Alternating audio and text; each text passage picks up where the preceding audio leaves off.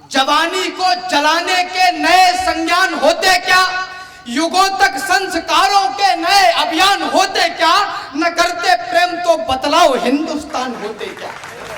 जो उन्नति के सपने भी बुन नहीं सकते वो इस देश की मिट्टी पे जान क्या देंगे, जो इस देश की बातें भी सुन नहीं सकते।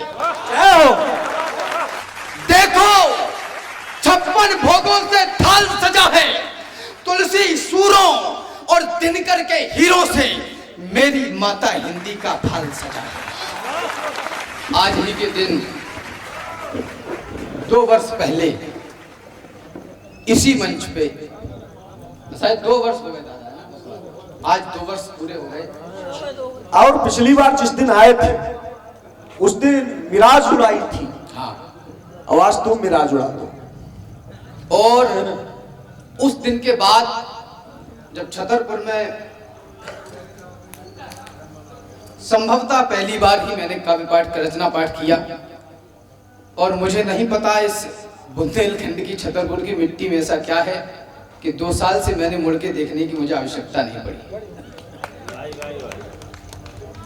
वो पहला मंच मुझे याद है जब यही मैदान, मुझे बहुत बड़ा मैदान लग रहा था, यही इतने सारे श्रोता, ऐसा लग रहा था कि हजारों और लाखों की तादाद में लोग बैठे हुए हैं। लेकिन आज ये बात मैं बड़े आत्मविश्वास के साथ कहना चाहता हूँ, बड़ी आस्था और श्रद्धा के साथ कहना चाहता हूँ कि आज मुझे ये मैदान अपने आंगन के जैसा लग रहा है। मैं इटावा का जरूर हूँ, लेकिन एक घर मेरा छतरपुर में भी है। मेरी माँ यहाँ बैठी है और सदैव दादा बैठे हैं और मेरी बहन कविता भी यहाँ बैठी हुई है। निवेदन ये करना चाहता हूँ कि 1947 से पहले भी जो कुछ हुआ और अब तक जो कुछ हो रहा है, देश की वर्तमान और पाषाण की सारी स्थितियां हमारे आपके सामने हैं। अच्छी और सात्विक विचारधारा भी हमारे आपके सामने है।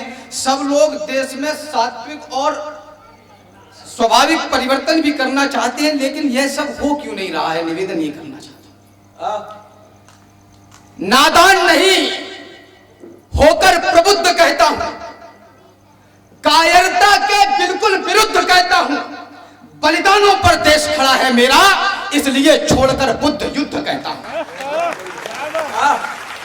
न करते प्रेम तो इतने यहां बलिदान होते क्या, जवानी को जलाने के नए संज्ञान होते क्या, युगों तक संस्कारों के नए अभियान होते क्या, न करते प्रेम तो बतलाओ हिंदुस्तान होते क्या। न करते प्रेम तो बतलाओ हिंदुस्तान होते क्या। मुझे नहीं पता छतरपुर की जनसंख्या कितनी है, लेकिन एक बात जरूर कहना चाहता हूं, जिनकी आंखों का मर गया पानी फलाने कार्यक्रम कर रहे हैं तो मैं क्यों जाऊं। ये हर जगह की परिस्थितियां वैसी ही हैं। जीवन में कोई पुण्य का कार्य मत करना, लेकिन जब कोई पुण्य का कार्य कर रहा हो तो थोड़ा सा सहयोग दे देंगे तो आपका पुण्य का कार्य हो जाएगा। निवेदन कर रहा हूं, जिनकी आंखों का मर गया पानी, जो उन्नति के सपने भी बुन नहीं सकते, वो इस देश की मिट्टी पे जान क्या देंगे, जो इस देश की बातें भी सुन नहीं सकते।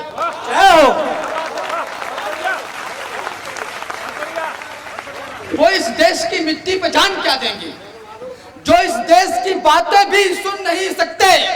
जान रहा हूं क्या सुनना है तुमको, समझ रहा हूं क्या सुनने आए हो। तमाम आधुनिक मनोरंजन का बहिष्कार, बल्कि मानसिक बहिष्कार करने वाले लोगों, सोशल मीडिया पर उनको लाखों और मिलियंस बिलियंस में व्यू देने वाले आप लोग ही हैं। जान रहा हूं क्या सुनना है तुमको, समझ रहा हूं क्या सुनने आए हो। मालूम है क्या लालसा लिए बैठे हो, किन भावों के रस को चुनने आए हो।